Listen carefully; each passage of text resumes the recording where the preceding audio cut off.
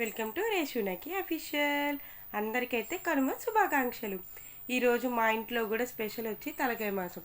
ముందుగా ధనియాలు, దాల్చిన చెక్క, లవంగాలు, కొంచెం కొబ్బరి వేసి అయితే వాటర్ పట్టి గ్రైండ్ చేసుకోవాలి. ఇంకా ఉల్లిపాయ, పచ్చిమిర్చి కూడా లైట్ కచ్చాపచ్చాగా పట్టుకోవాలి. ఎందుకంటే గ్రేవీ థిక్నెస్ వస్తుంది. తలకాయ మాసంలో మంచిగా చింతపండు పులుసు వేస్తారు కదా, పలసగా ఉండకుండా థిక్ గ్రేవీ కోసం అలా పట్టుకోవాలి. ఉల్లిపాయ వేగిన తర్వాత కొంచెం పసుపు అయితే యాడ్ చేసుకోవాలి. పేస్ట్ వేయాలి. తర్వాత ఒకసారి ఇట్లా కలుపుకోవాలి. అడుగు పట్టనివ్వద్దు, టేస్ట్ మారిపోతుంది. ఇప్పుడు ఇవన్నీ ఇందులో వేసుకోవాలి. మా మమ్మీ వాళ్ళు అయితే తలకాయ మాసం తింటారు, మేమైతే తినాం ఫ్రెండ్స్.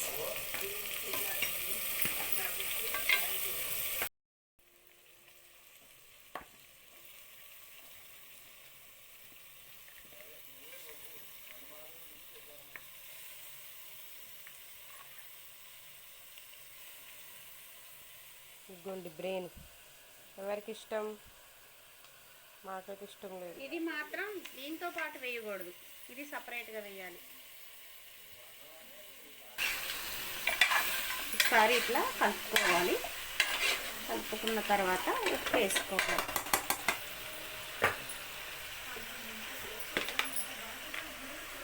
తర్వాత కొంచెం ఉప్పు వేసుకుంటే తొందరగా మగ్గుతుంది.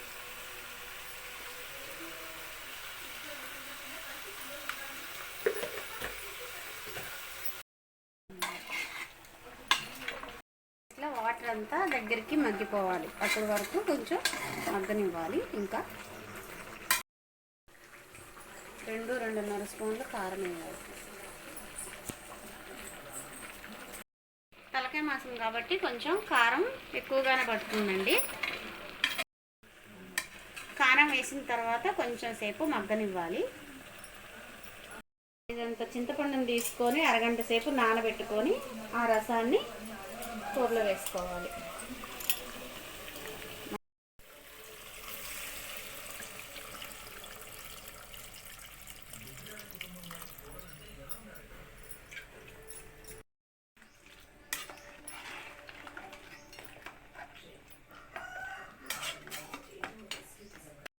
కదండి, పట్టిన మసాలా పచ్చి మసాలానే వేసుకోవాలి, టేస్ట్ బాగుంటుంది.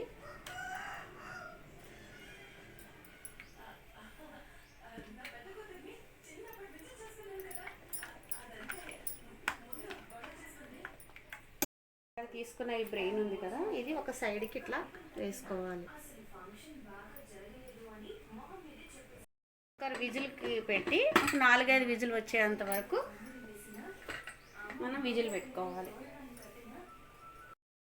మా మమ్మీ చెప్పినట్టుగా 4 to 5 విజిల్స్ వచ్చినాక విజిల్స్ తీసేసి ఇంకో 5 to 10 minutes నార్మల్గా కుక్ చేసుకోవాలి.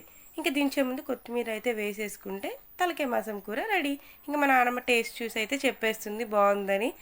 వీడియో నచ్చినట్లయితే లైక్ చేయండి, షేర్ చేయండి, కామెంట్ చేయండి, సబ్స్క్రైబ్ చేసుకోవడం మాత్రం మర్చిపోకండి.